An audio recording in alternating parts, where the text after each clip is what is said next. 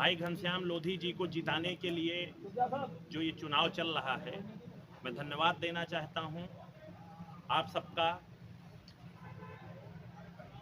और मैं अपनी ओर से नहीं धन्यवाद दे रहा हूं, हमारे भाई भारतीय जनता पार्टी के माननीय जिला अध्यक्ष जी की ओर से भी आप सबका धन्यवाद।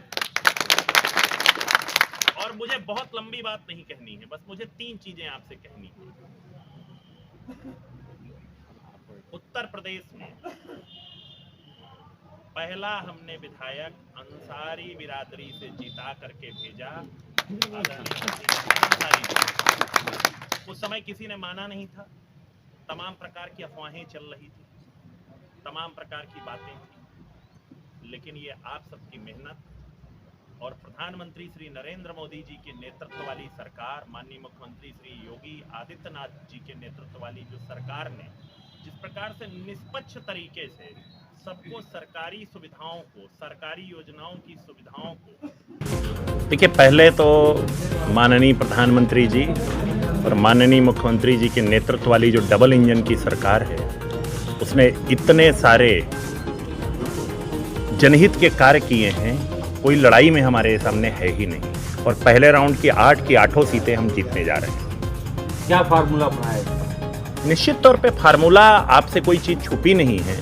और जिस प्रकार से आम जनमानस माननीय प्रधानमंत्री जी के नेतृत्व के लिए मजबूती से आकर के खड़ा हो गया है, आप जब नीचे जाइए तो अंडर करंट को आपको एहसास होगा कि किस प्रकार से मोदी जी को तीसरी बार प्रधानमंत्री बनाने के लिए आम जनमानस ये चुनाव खुद लड़ रहा है।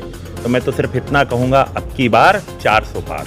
गठबंधन को लेकर क्या कहेंगे? गठबंधन देखिए, उनका आत्मविश्वास खत्म हो चुका है, उन्हें बार बार प्रत्याशी बदलने पड़ रहे हैं, आपस में उनके लड़ाई है, संगठन उनके बिल्कुल एक तरह से अनिश्चय की स्थिति में है कि वो क्या करे।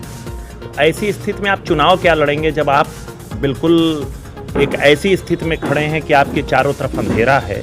उनको ये पता है कि उस अंडर करंट को एहसास वो कर पा रहे हैं और ये समझ रहे हैं कि अब की बार लड़ाई हमारे बस की नहीं है। अच्छा, रामपुर एक मुस्लिम बाहुल्य सीट है और आपके यहाँ पे विधायक भी हैं और मुस्लिम बाहुल्य हैं, मुस्लिम भी हैं, तो आप भारतीय जनता पार्टी को मुस्लिम वोट दिलवाने में कहाँ तक सहायक हैं? देखिए, मैं पहले तो एक बात कहूँगा, एनडीए की सरकार न धर्म की न जाति की बात करती है। ये तो हमारे विपक्षी साथी उसको हर एजेंडे के रूप में ले जाते हैं।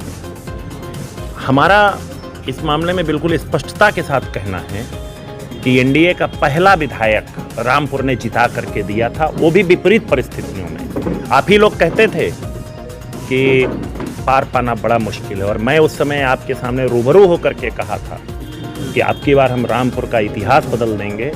और मैं धन्यवाद देना चाहता हूं अंसारी जी को, हमारे माननीय विधायक जो हैं, इन्होंने जिस प्रकार से वंचित वर्गों का, चाहे वो किसी भी धर्म के हों, वंचित वर्गों के हितों की लड़ाई, उनको मूलभूत सुविधाएं देने का, उनको आवश्यकताओं की पूर्ति करने का जिस प्रकार से ये प्रयास कर रहे हैं, निश्चित तौर पे अब की बार वोट के रूप में रामपुर नया इतिहास लिखने जा रहा है। और आप जब 4 नवंबर को, वो 4 जून को जब नतीजे सामने आएंगे, तो आप जब गिनेंगे वोट, तो आप कहेंगे ये कैसे हो गया। यहाँ पर और भी प्रत्याशी हैं, कुल 6 प्रत्याशी हैं, जिसमें 2 निर्दलीय हैं और 4 पार्टी से। क्या कहेंगे? प्राचार्य जी सुप्रीम कोर्ट के अधिवक्ता हैं, ईवीएम को लेकर बड़ा सवाल उठा रहे हैं और रोज कोई ना कोई खुलासा कर रहे हैं। देखिए, मेरा इस पे तो बड़ा साफ कहना है, इसी ईवीएम से तेलंगाना का चुनाव हुआ, वहाँ कांग्रेस जीती, वहाँ सवाल क्यों नहीं उठा? कांग्रेस ने कर्नाटक का चुनाव जीता, वहाँ सवाल क्यों नहीं उठा?